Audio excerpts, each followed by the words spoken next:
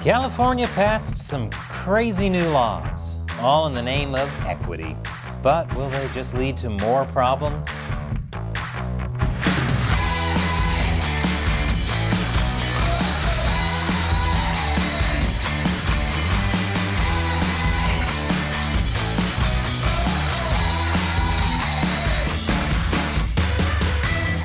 Welcome to America Uncovered. I'm Chris Chappell.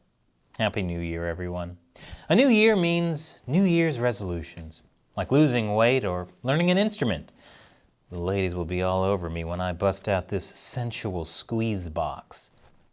Or, if you're the state of California, the new year means a slew of laws that took effect on January 1st. A lot of these new California laws were passed in the name of equity. Sounds like a noble goal. The only problem is, this is California doing it. And California has such a horrible track record with laws like these that I have an unofficial series of videos just focused on different ways my wonderful home state of California is falling apart. Essentially what winds up happening is the California state government sees a problem, tries to solve it, and ends up either making it worse or creating new problems. It's like seeing someone trying to put out a grease fire with kerosene. One of these new laws is Assembly Bill 2147, or the Freedom to Walk Act, which essentially legalizes jaywalking, except in instances where it isn't safe and could be an immediate hazard. According to San Francisco Assemblymember Phil Ting, a co-author of the bill, the Freedom to Walk Act is such a critical bill because we want to make sure everybody has the right to cross the street without being fearful of getting cited. According to Ting, African Americans were 3 to 5 times more likely to be cited in Los Angeles or Long Beach. Yeah, that definitely sounds like a problem. But the assumption is the citations are tied to racism from police officers. And so the solution is to simply do away with jaywalking tickets, except when it's dangerous, and whether it's dangerous would still be left up to the discretion of those same police officers. This is like trying to protect your hens from being eaten by foxes by locking up the coop and only giving the key to the foxes. A law enforcement consultant in Riverside County pointed out most officers will say it's not very safe to cross in a lot of situations because a car in someone's blind spot could come by, or someone can misjudge a distance, or someone could trip and fall when running across a break in traffic. And he added that it's a well-meaning law, but not well thought out. Well-meaning but not well thought out? That might as well be on the flag of California. And the flag should be made of 100% biodegradable materials that dissolve in the rain. And besides the issue of racial inequality not being solved with this law, there's the danger it potentially poses to citizens and motorists. Los Angeles is the second deadliest city in the U.S. for pedestrians.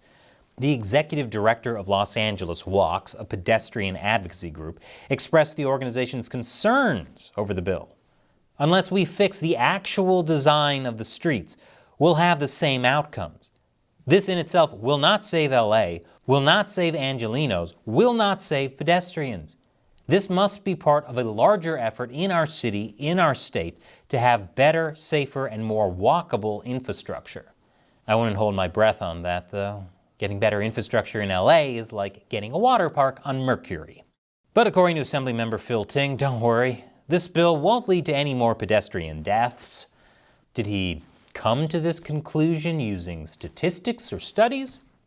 Nope. He said we're all pedestrians. What pedestrian crosses a street thinking, hey, it would be a good idea to get in front of a car? Nobody. So he's basing this theory on assuming people won't do anything stupid.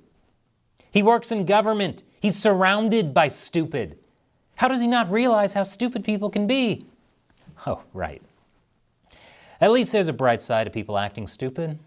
I always have plenty of topics for episodes.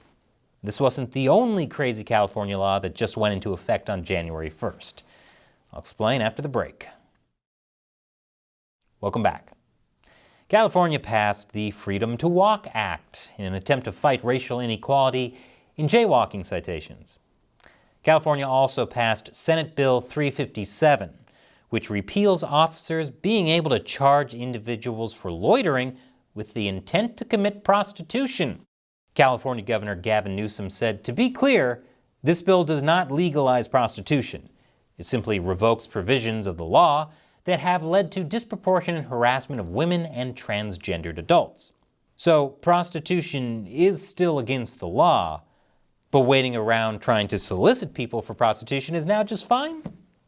That's like saying that while murder is still illegal, it's okay to wait outside your enemy's house with a knife. Newsom also said, while I agree with the author's intent and am signing this legislation, we must be cautious about its implementation. He's not sure if it will work, but he's going through with it anyway. That should also be on the flag of California. According to the law's supporters, the idea is that police can't arrest someone for just looking like a sex worker. It's intended to stop police from harassing transgendered women for the way they look and certain cis women for how they dress. The problem is, even before this new law officially took effect, it was encouraging more prostitution.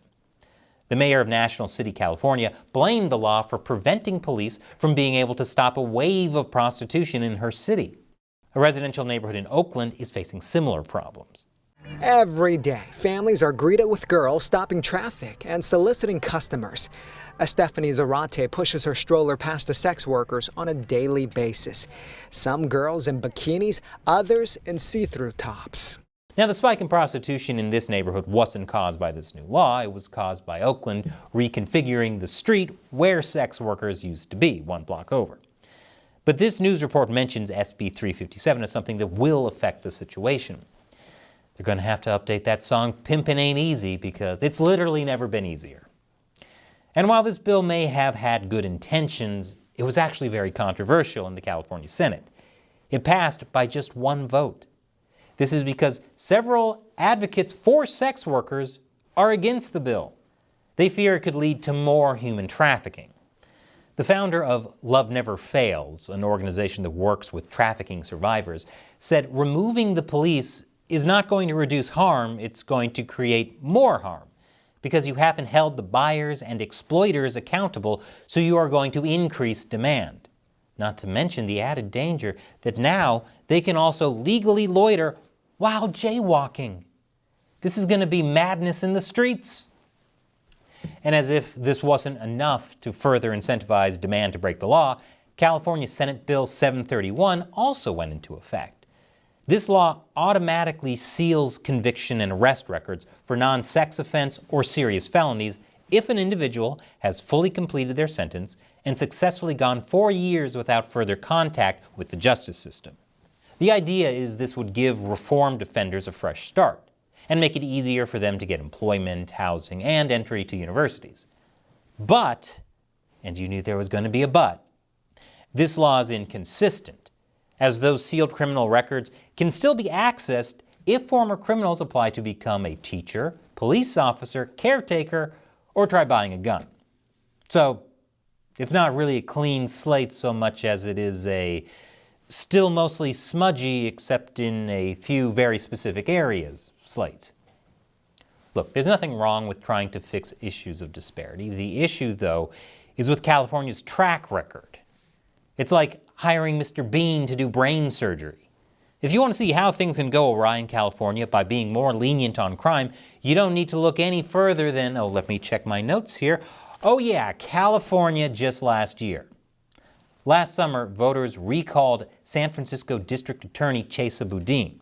They blamed his soft-on-crime approach for skyrocketing robberies and break-ins in the area.